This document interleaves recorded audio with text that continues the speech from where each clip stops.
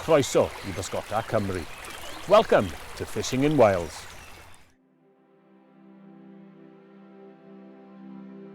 Right, we're at the head of the Cwmorthyn Valley. We just passed Cwmorthyn slate mines down there, and we're heading up to Rosereed slate quarries. They were major quarries in the Blaen y Ffestiniog area.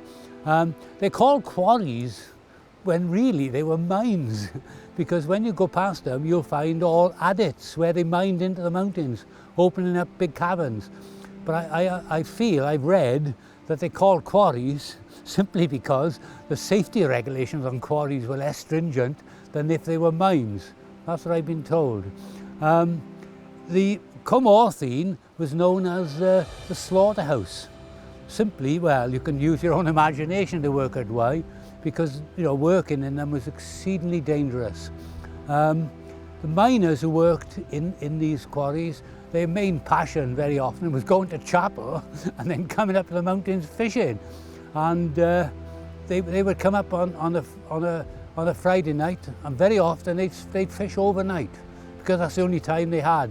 A lot of the lakes I belonged to the Cambrai and fly fishing had huts on them where the miners would stay overnight and fish.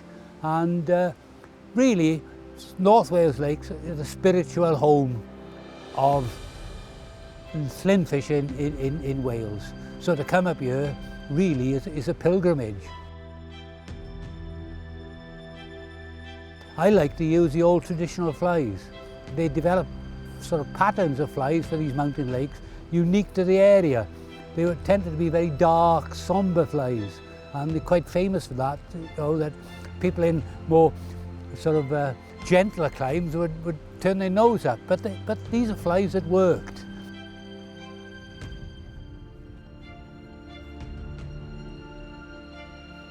There's all sorts of stories about the lady who goes to chapel with a nice new feathers in the back of her hat, but when she leaves the chapel, a couple of the feathers are missing because they look particularly attractive for making fishing flies. Some of the flies were kept really secret. No one would tell them what they are or what they were made of, and so on and so on. So there's great history, great stories just in the patterns of North Wales. I've tied them and I just love using them, because to me it's paying homage to these tough men who lived hard lives, and their pleasure was getting up into the hills. And luckily it remains my pleasure.